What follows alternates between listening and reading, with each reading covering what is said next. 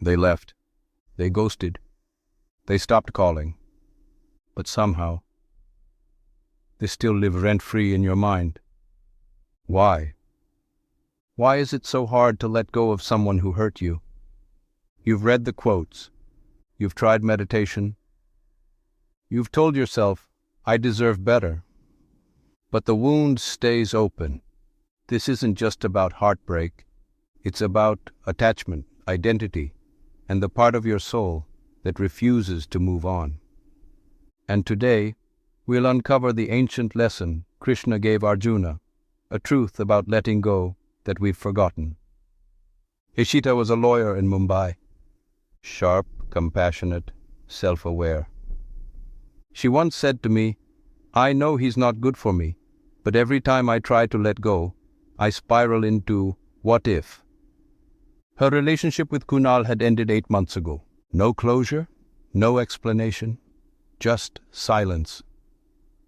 But somehow, her thoughts still danced around him. She wasn't waiting for him to come back. She was waiting to stop caring. And that never seemed to happen. She journaled, she prayed, she even burned old texts in a symbolic ritual. But the ache remained. Ishita isn't alone. Most of us think we're stuck because of love, but we're often stuck because of attachment to a version of ourselves we built around someone else. The Gita has a word for this. Moha, delusion born out of identification with the impermanent. We don't cling to people, we cling to the meaning we gave them. He made me feel worthy. She saw the real me. They gave me a reason to wake up. What we mourn is not just their absence, but the fragmented identity they leave behind. And so we stay tethered, not because they're still in our lives, but because they still occupy a room in our story. In the Gita, Arjuna stands on the battlefield, frozen, not because he can't fight, but because he doesn't want to fight his own people. His attachment is emotional, personal, blood deep. He says, I do not see what good will come from killing my own kinsmen. And Krishna replies, not with comfort, but with clarity. Agatasun agatasumsh kananushokanti pandita. Bhagavad Gita 2.11. The wise do not grieve for the living or the dead. It sounds harsh, but it's not. Krishna isn't saying don't feel. He's saying don't get imprisoned by feeling. Because when our identity is stitched to someone else's presence or approval, we lose the very self that can survive anything. One evening, Ishita asked me, if I was strong enough to walk away, why do I feel so weak now? I asked her to imagine a mirror. For 2 years, she had looked into this person and seen herself reflected. Beautiful, wanted, capable.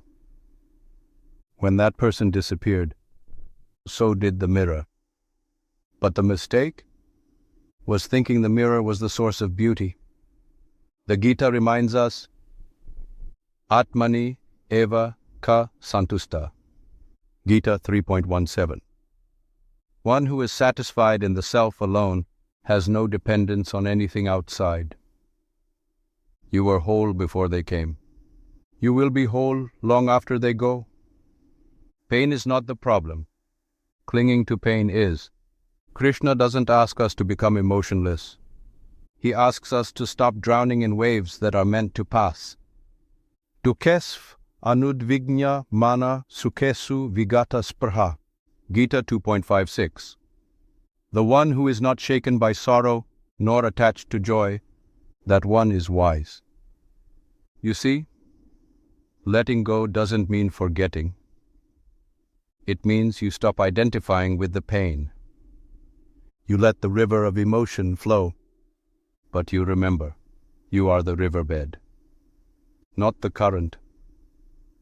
Ishita finally let go, not when her heart stopped hurting, but when she stopped waiting for the hurt to mean something.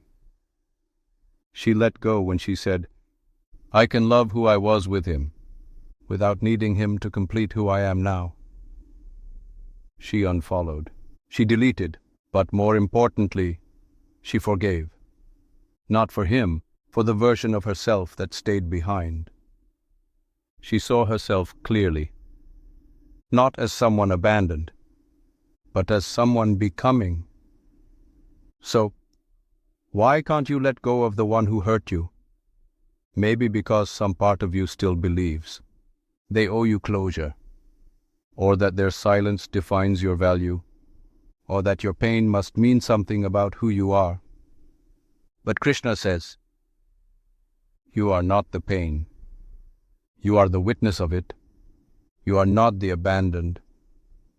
You are the awareness that remains. Letting go is not forgetting. It's remembering who you were before the story began. So I ask you, not as a teacher, but as a friend walking beside you, who are you without their voice in your head? And what would it feel like to be free of the gravity you've mistaken for love? Thanks for listening to this episode on why you can't let go of people who hurt you. Gita on emotional attachment. Brought to you by Innerverse India. Journey within, awaken beyond. Guided by timeless knowledge.